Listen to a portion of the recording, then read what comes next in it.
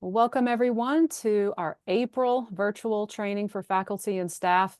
I have the huge pleasure of introducing Mary McKenzie out of the Department of Sociology. We have had this topic on the books for many months. I'm so excited to hear what she has to share. She'll be talking all about developing a professionalism course in your discipline. And feel free throughout the session today to use the chat or ask to turn on your microphone. And we'll be glad to get to those questions. So with that, I'll have Mary, feel free to introduce yourself, tell us a little bit more about what you teach at UNC Charlotte, and then we look forward to this topic. Thank you so much for presenting today. Hi, everyone. Actually, thank you for joining me. I know it's the end of the semester and we're all sort of buried in a lot of other things going on. I do teach in the Department of Sociology as a senior lecturer. I'm teaching, 4 classes every semester, coordinating the sociology online major. So I understand the busyness, and I really, really appreciate you taking the time out to join us. I just wanted to give you a little background about how a professionalism course came into being. Years ago, I was the undergraduate coordinator in the department.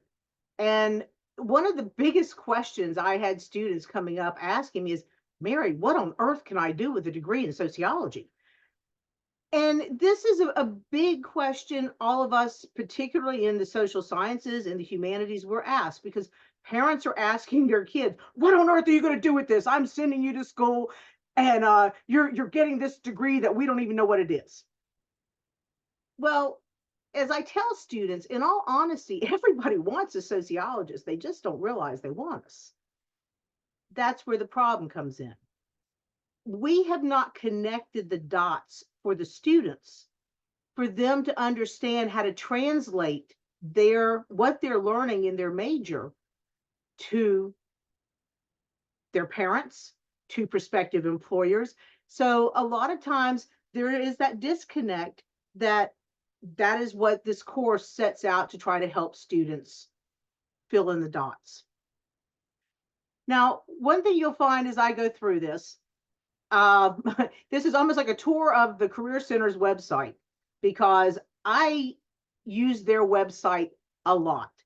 When I first started creating this course, it started as sort of like a toolbox series years ago that I had a career consultant come into the department and talk about what can I do with a degree in sociology, how can we write resumes, cover letters, develop a LinkedIn profile, talked about government and nonprofit organizations, all of the different places our students go.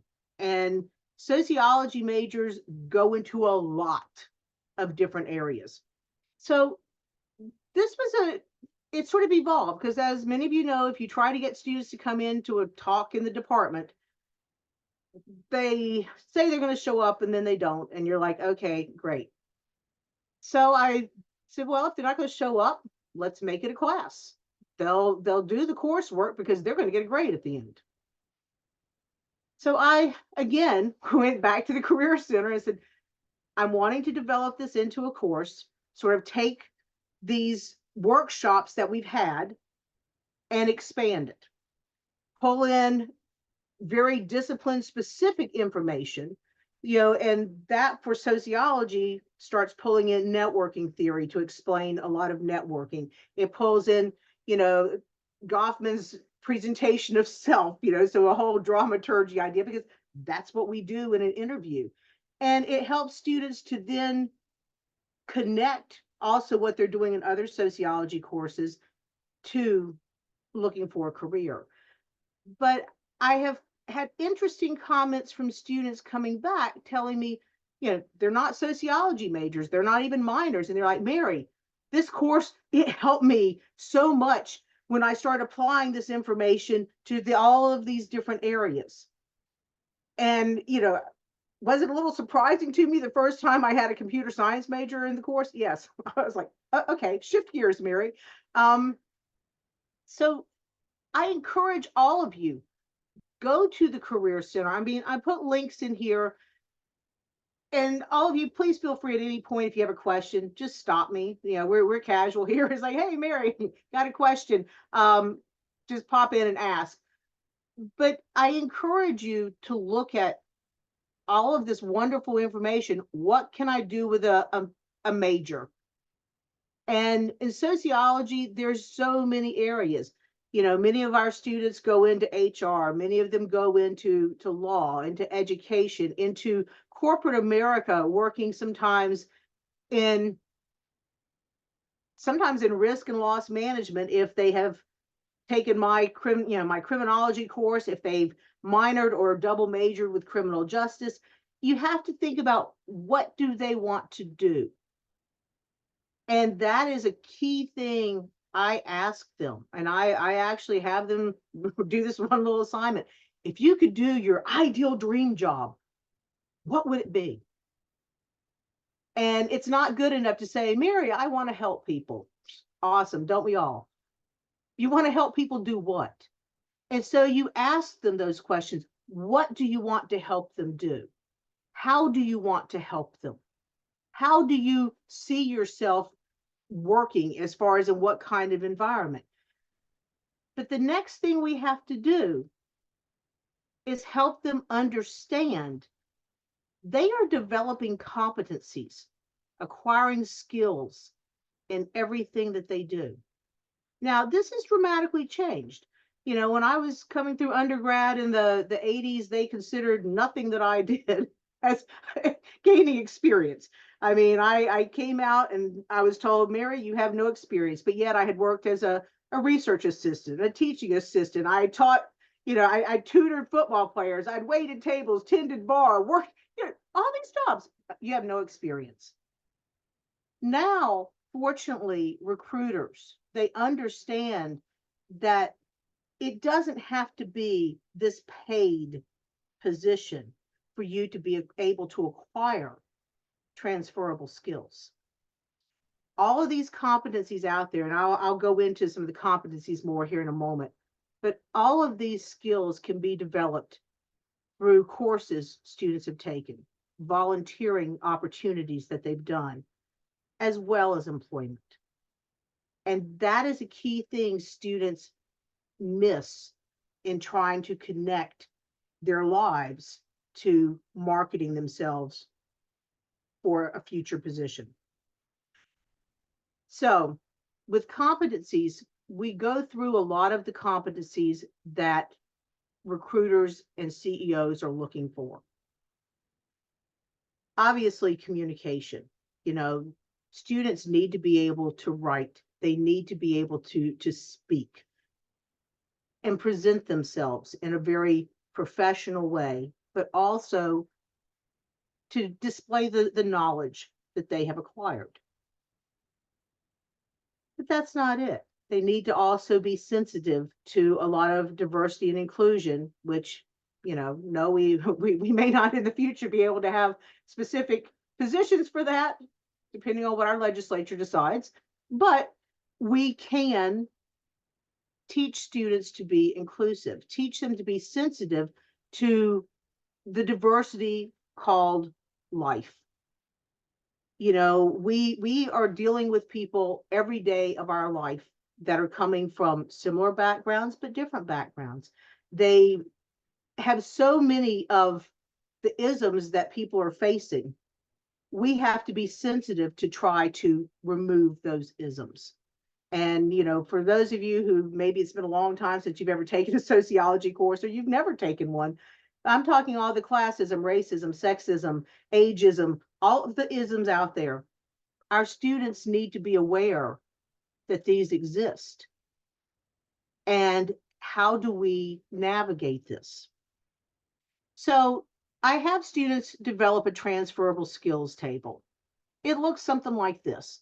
Notice we have, all of the competencies that employers are seeking. We've got our communication, critical thinking, big one, and equity and inclusion, teamwork, technology. I'm sure some of you are like, wait a minute, what is a sociologist doing talking about technology? We all use technology in everything we do.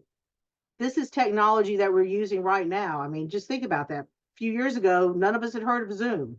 And now, we've turned it into a verb. Oh yeah, I can Zoom, oh, we got a meeting. Yeah, I'll Zoom. we don't even add I'll zoom in anymore. We've left that part. It's just a verb. I'll zoom. But there's lots of technology. Students they're living in a technological world. They need to be aware of the skills that they have already acquired and that those skills are transferable as well. If you can upload a document, you can upload a document to anything. But many times they're like, wait a minute, I don't know how to do this. It's like, wow, so you upload stuff to social media all the time. You're telling me you can't upload something to Canvas? Of course you can. You hit the upload. But leadership, and this can be in a lot of different forms. I encourage students to get involved in student organizations. And not just as a member, take on a leadership role. All student organizations have leadership roles that are required for the student organization to exist. Sometimes students like, oh, well, I'm a little shy. I don't want to take on that leadership position. Fine, ease into it. Become a member, slowly work your way into a leadership position if you're really intimidated by it. If you're involved in any other, what in sociology we refer to as voluntary organizations, it's clubs. It's anything that you have chosen to become a member of. Take on leadership roles to develop those leadership abilities. You have to think about teaching them how to be professional. I know some of you are like, wow, I thought that was a given, but it's not. Many of our students have not had people tell them, this is how you dress professionally. This is how you behave professionally. This is where you may have utilized professional networking skills. The personal development and awareness. They need to know, what kind of person am I? What kind of job am I seeking? Am I a people person? If not, maybe I shouldn't be working with people. There's a lot of different types of positions available.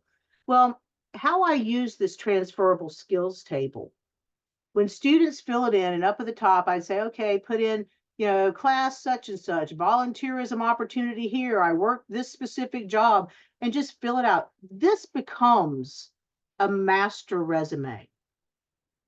Now, I'm sure you're sitting there going, but Mary, it doesn't look anything like a resume. Why would it be like this? Well, considering you have to revise every resume you send out specifically for a job, you can go here. Oh, they were seeking this type of skill, this type of opportunity, this type of experience. I have them all here. Now, yes, many times students turn this thing back to me and it's barely filled in. Most students, they'll tell me what they did, what I did at a job. They might pull in what they did in a volunteering situation, but most of them claim they've learned nothing from class. which I know all of us are like, wow, okay. So we've been trying to teach you, trying to connect these dots, and they're not getting it. We have to be more purposeful. And this is something I've started doing in courses, and I encourage you guys to maybe consider connecting the dots for them. Be very purposeful, and this is why I want you to do this. This provides an opportunity for you to practice competency such and such. I even put all these competencies on my syllabi so students can go, well, with this activity, I am practicing this competency. But it helps students to then say, oh, I developed, or I worked on, or I initially acquired this competency in this exercise, in this assignment. So it's a way that it makes it very visual for them. Now, resumes and cover letters are the obvious follow-up to everything, with that transferable skills table. They've started thinking about, what have I acquired? But I also want them to start thinking about, where where do they want to work? How do they want to do this? If you are not familiar with the competency compass that the Career Center has, I encourage you to guide your students there. And I think what I'll do once I go through this, I'll pull up the website. I think that'd be easier just to show all of you where some of these sites links are. I put the links in, but many times students have to think about, do I want a desk job or do I want a job out in the field? Do I want a job working with one client, one person, or do I want to work in a larger group setting? So this is sometimes things that they haven't considered. Many of them grew up going, well, I get a college degree and I just go work in the office. Well, not all jobs are office jobs. And some jobs work from home. Some jobs are working, I'm having more students starting to work in healthcare settings of various sorts. Many of them are going into advocacy work. Some of them are double majoring in other degrees, which I see, some colleagues here that represent those degrees. And they're coupling everything for that specific setting. I've had students that are double majoring sociology with exercise science, and they were telling me, they're like, well, Mary, where I see myself going is working in a hospital setting with clients. And I'm like, well, okay, tell me more of what you're going to do. And so we talk about this. I have them pop in and talk to me so that I can actually get a feel for, where are you going with this course and this degree that you want to develop a resume for, that you want to send out a cover letter. And so I even have as an assignment, they find a job posting and I tell them it's a fake. It doesn't have to be fake. Some of them actually apply for the jobs, and some of them have gotten the jobs before the semester's out, which I get so excited. But they are starting to learn, how do I tailor my resume for this specific job? Now, a confusing thing for many of them is that all resumes are not the same.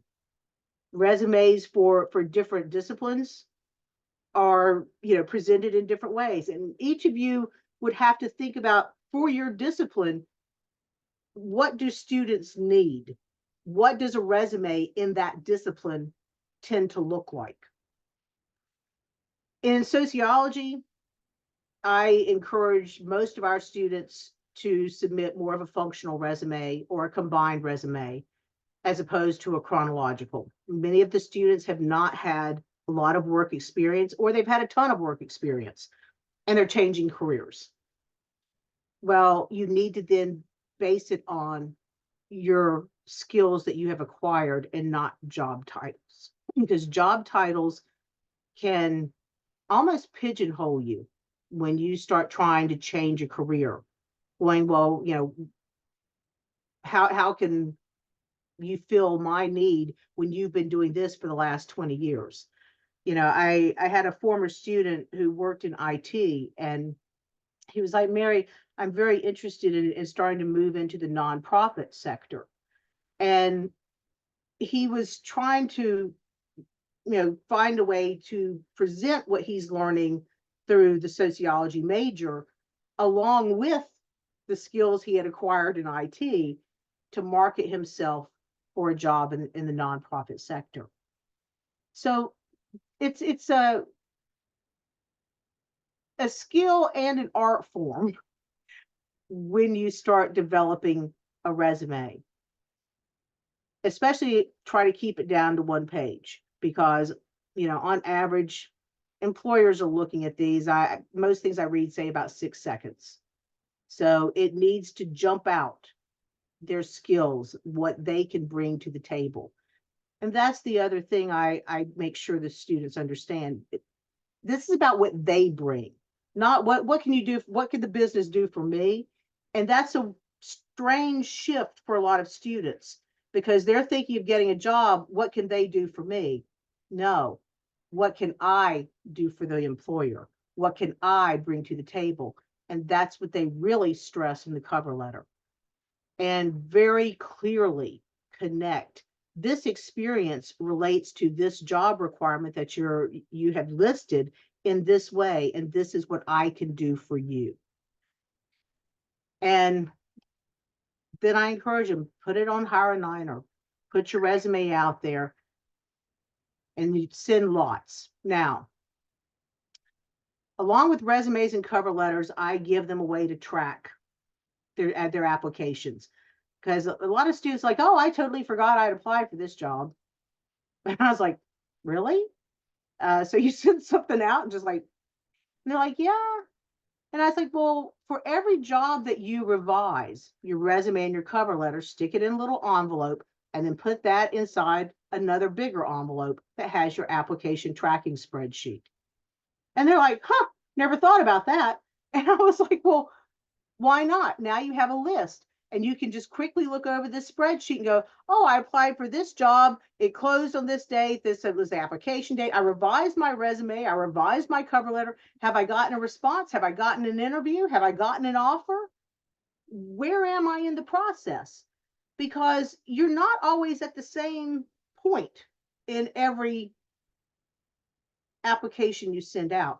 And I wish someone had told me this back in the day when I was sending out like, 70 resumes by mail, hoping to get a response. And, you might be lucky and get your little flush letter going, oh, thanks, but no thanks. And you're like, yay, here's my rejection file that's ever growing.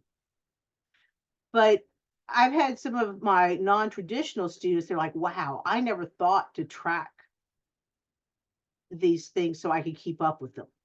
So it's just a tool. And that's the other thing.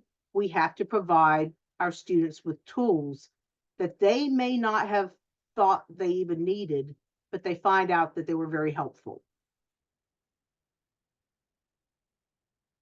So we've gone through our marketing tools. Now, where do we send the stuff? And students are like, well, okay, I played with a fake application. How do I actually have a network? How do I develop a network? What do I do? What do I tell these people? And as I told students, I said, think about a real quick elevator pitch. And I said, some people call this an elevator speech, but I said, I don't want you guys to think of it as a speech. Because when we think speech, students get really stodgy, like they're presenting this very formal speech. And I told them, I said, the purpose is you want to create an opportunity for you to network with someone.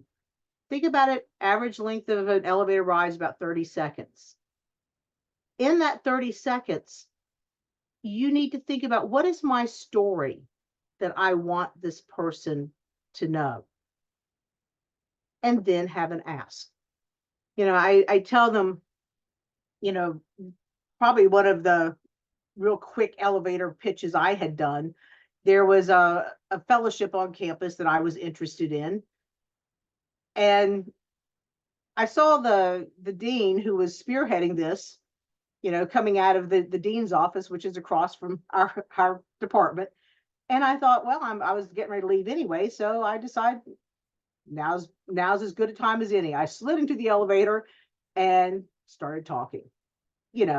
The dean knew me, so it wasn't as awkward, but did they know me really well? No. And I was like, I was listening to this initiative that you had presented in, this meeting, and I find it very interesting. I think it would be beneficial for our students, though, if we had people who had worked in corporate America. Wouldn't you find that interesting? That was my ask. That started the conversation as the dean then was like, oh, that would provide a different perspective for students than purely an academic perspective. So many of us have things in our lives that we've done that we can throw it out there in a different setting. I tell students how I basically got my first job teaching. I was working in the legal field at the time, wanting to get back into academia, and I was looking for a part-time job, as an adjunct at a local community college up in New York. And I had basically been rejected for this job. I mean, as I was talking, I could see this look going like, yeah, you work in the legal field. What do you have for us? I had my hand on the door on the way out of this chair's office. And I'm thinking, what do I have to lose? And I turned around and I said, before I leave, there's just one thing I'd like to tell you. I love sociology, and I really think I would be a great sociology instructor. And I just want you to know that, and have a great day. The chair stops it. Wait. And I turn back around. Yes. I don't know why I'm going to do this, but I'm going to give you a chance. And I just smiled and said, you won't regret it. And that was like early 1990s. And I've been at UNC Charlotte now since 93. So, students need to hear our stories, our failures. I tell them about things I did that's like, don't do this. It didn't work well, and this is why. And sometimes you have to let them know that it's okay if a situation, if they realize I don't want this job, it's okay to walk away. Because many of them, they're looking at this as I've really got to do this. So elevator pitches, it's one way to start building your network, but there's a lot of other ways students can build this network as well. Now, usually when I start talking about network, I bring in a lot of Granovetter's networking theory. That's because it's the sociology part.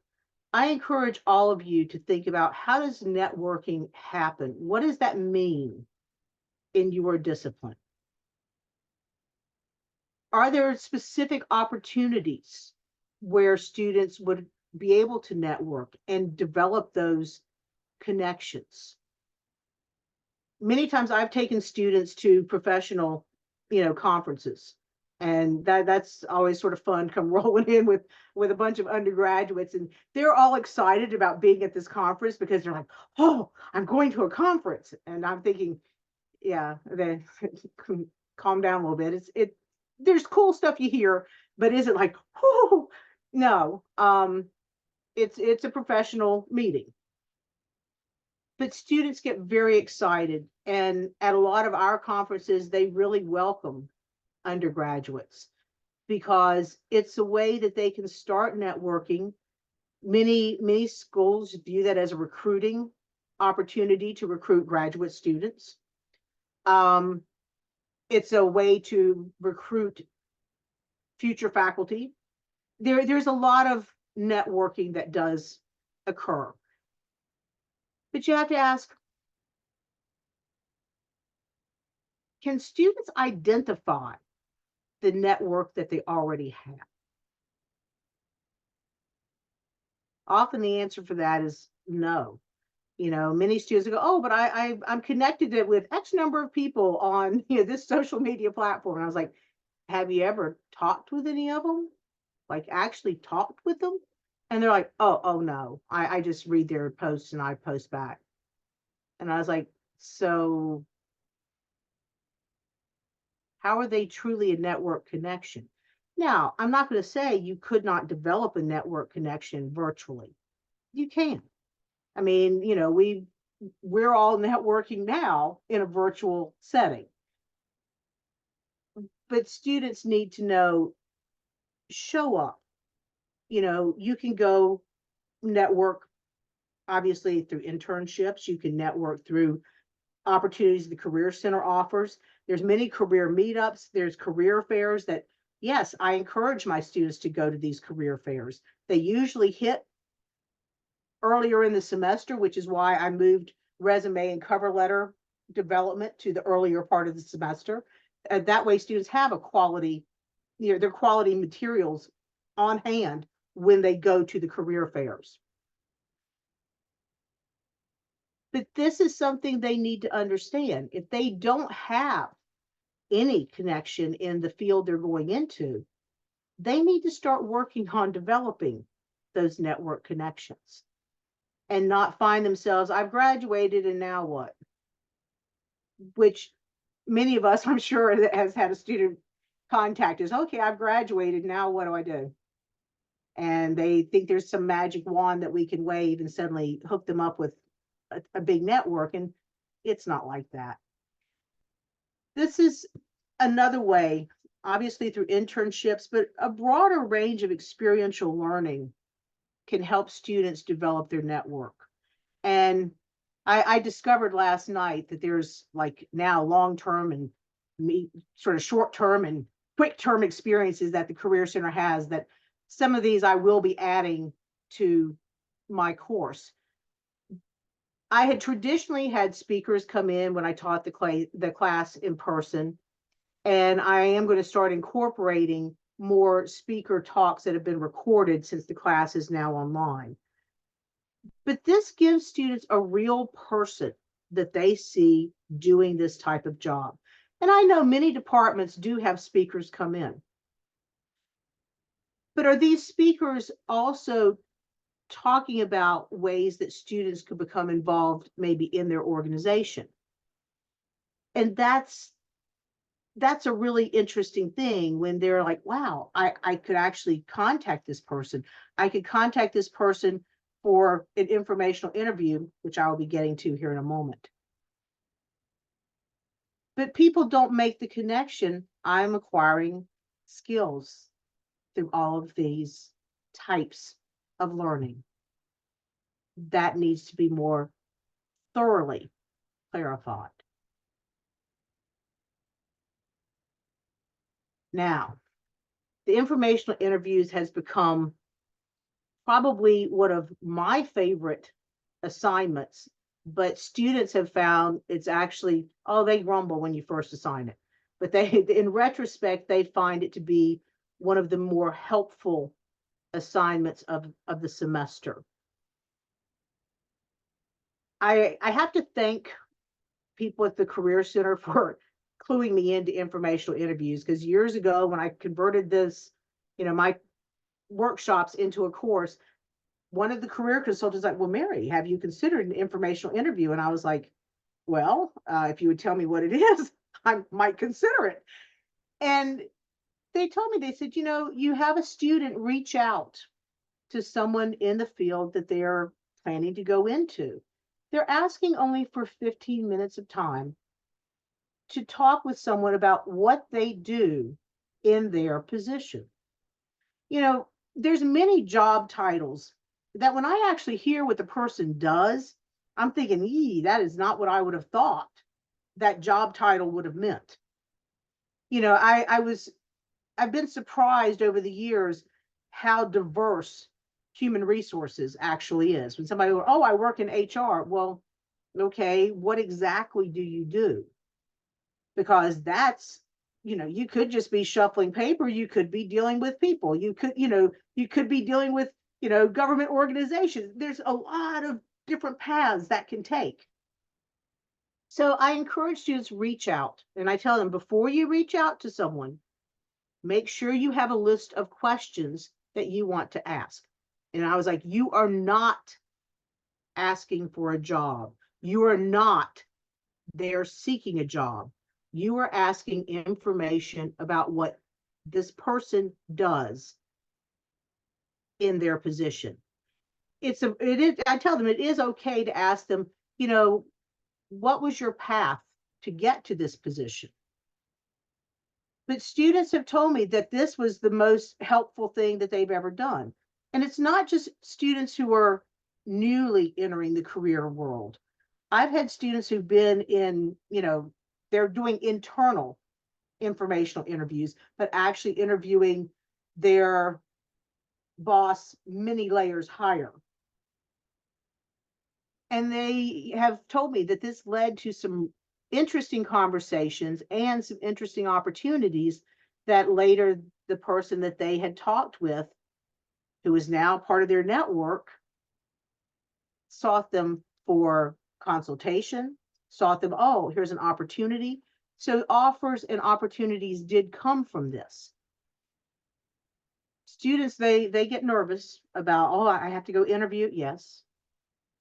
And, they've asked me, well, what if I call them to set up the interview and they want to do it right then? I said, you better be ready. I said, you better have a list of questions in front of you and have way more questions than you think you will need, because you may get someone like me who's a talker. You wouldn't have to ask many questions and I'm just going to talk.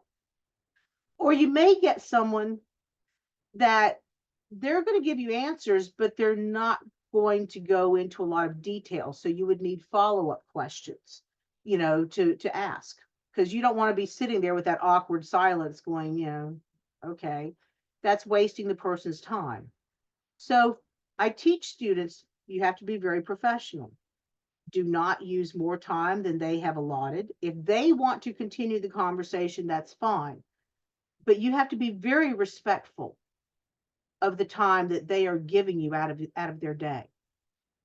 So it's an interesting outcome that I have always enjoyed when students report back, and I usually have them, turn in a presentation. Since it's an online class, they record the presentation and talk about the pros and cons of it. Were there problems? How did you handle those problems?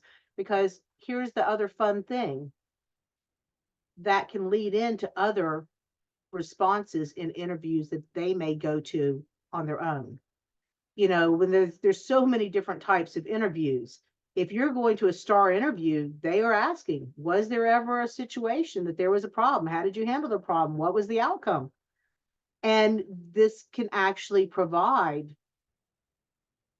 a format for students to think through that process.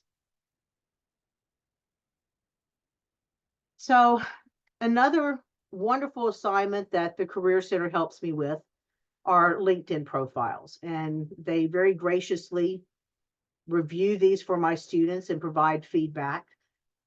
But I tell students LinkedIn is important when you put yourself out there while you're still in the student bubble.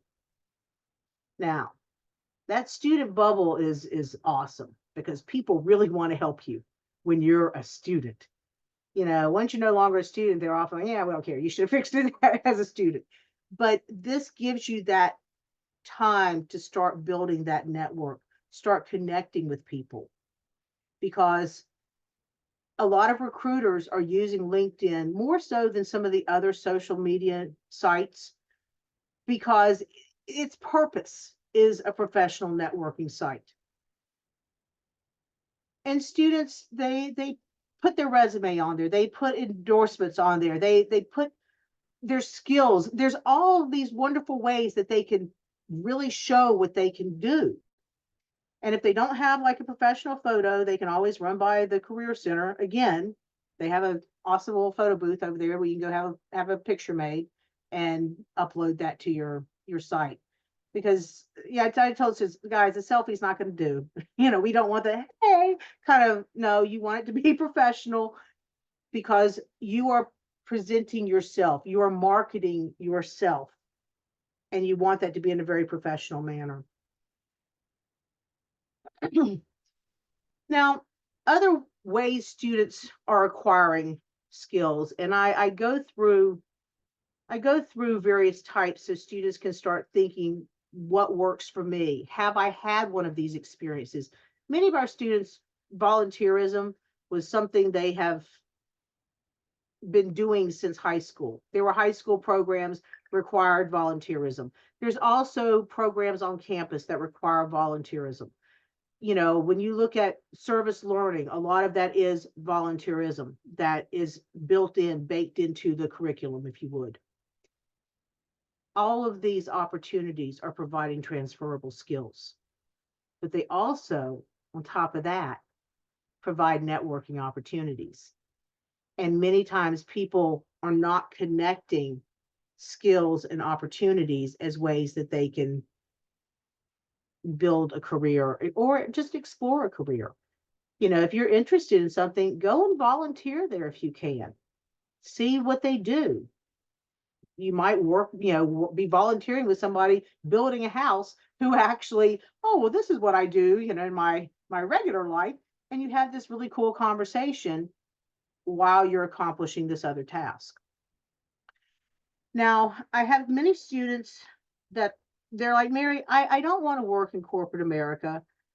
I just want to work for myself. And I'm seeing this more, that students want to be self-employed. Many are afraid and they're like, I don't know how, because I don't have a product I want to sell. And many times when people think an entrepreneur, they think a product that needs to be sold. But many times an entrepreneurship could be a program that it becomes a nonprofit entrepreneurship, that you are creating solutions, you are solving problems for people, you are helping to bring about change through innovative solutions. When students understand that there's alternative types of entrepreneurships, they get really excited. They're like, I didn't know I could do that. And it's like, yes, many times it's social change through creating your own business. Now, we do have an undergraduate certificate in entrepreneurship that the Belk College of Business offers. And sometimes students find that's a really great thing to couple with their major. Also, the LEADS program, for those of us in the social sciences, this LEADS program has been a lifesaver, because our students often are like, Mary, I don't really know how to translate my skills into an industry that is based in finance, based in technology. And I was like, but they still need people who can communicate. They still need people who have critical thinking skills. They still need people who are sensitive to diversity and what diversity can actually be a plus. So it's an addition, not a subtraction in society. So it's working with people to actually take their skills, develop them further, and apply them sometimes in ways that they never thought possible.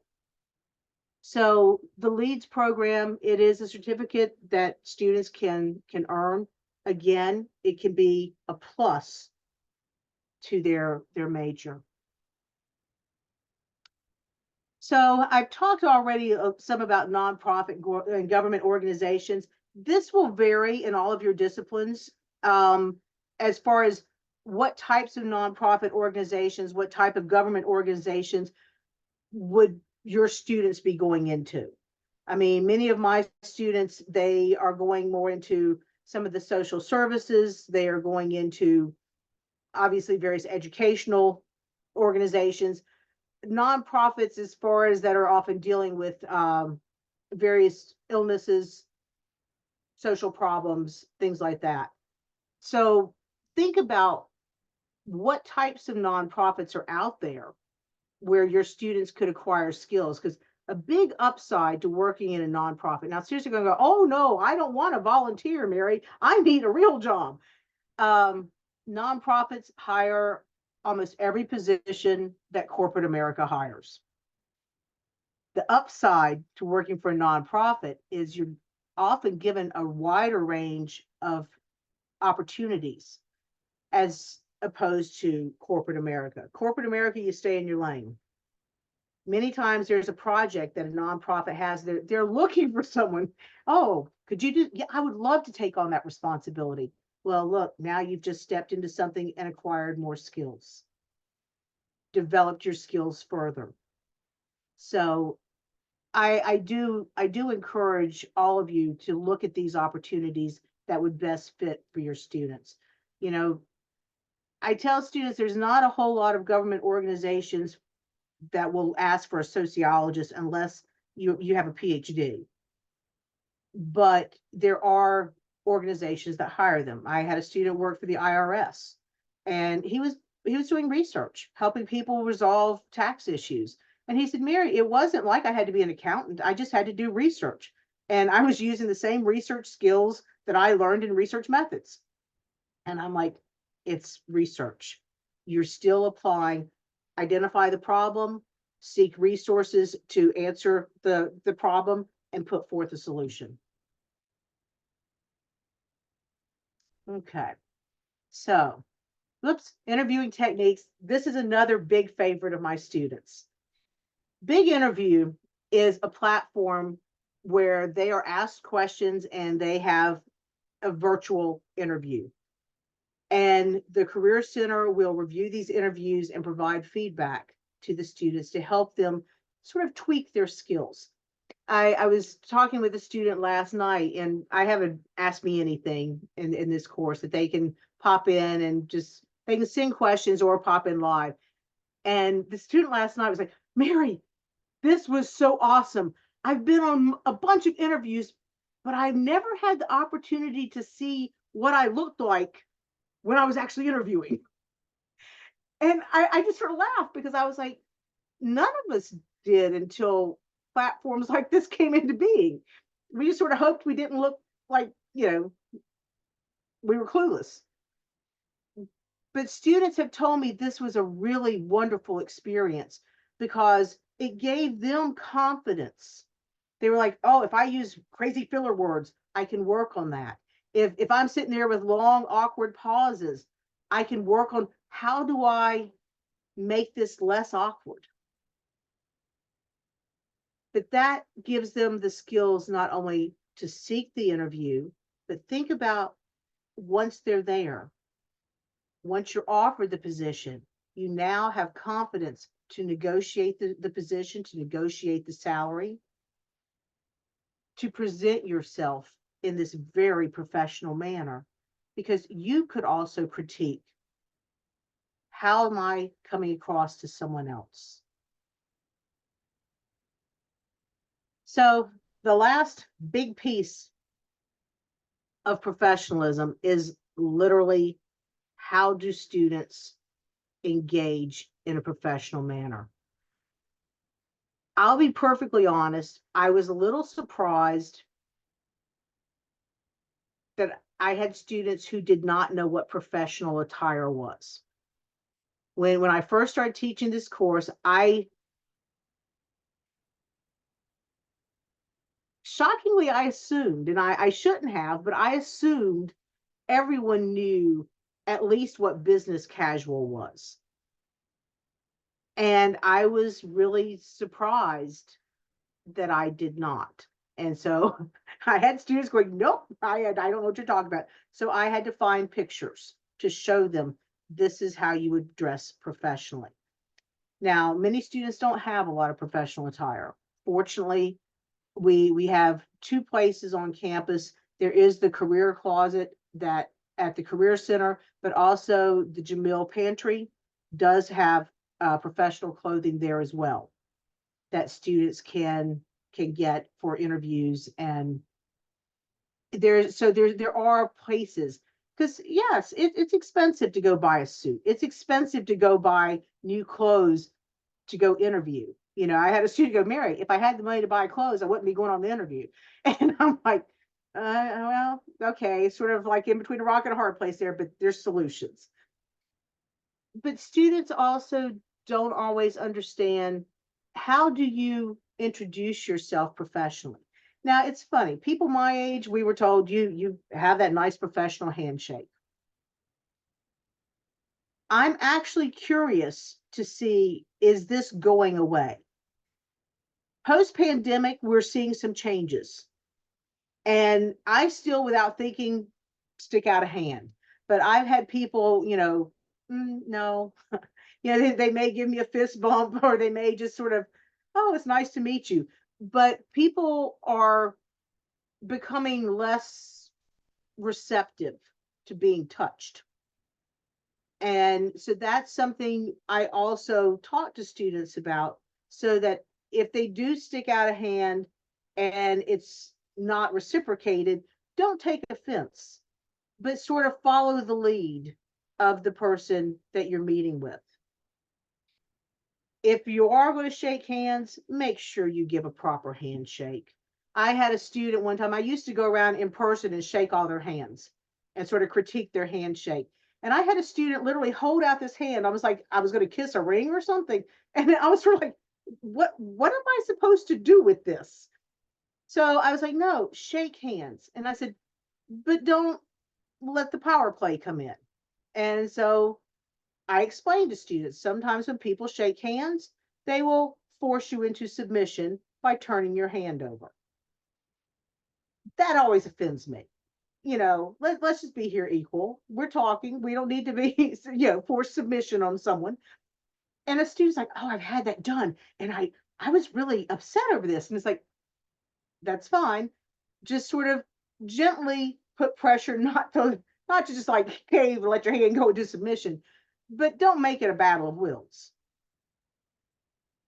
After you've had an interview, after you've had an informational interview, after you've talked with someone, follow up, send a thank you. And they're like, you can do that? I was like, yes, you can do it. And they're like, does it have to be formal handwritten note? I said, no. And a thank you by email is perfectly acceptable. I said, now, those handwritten thank yous, they're always sort of special too, because it's like, wow, somebody really took the time to do this.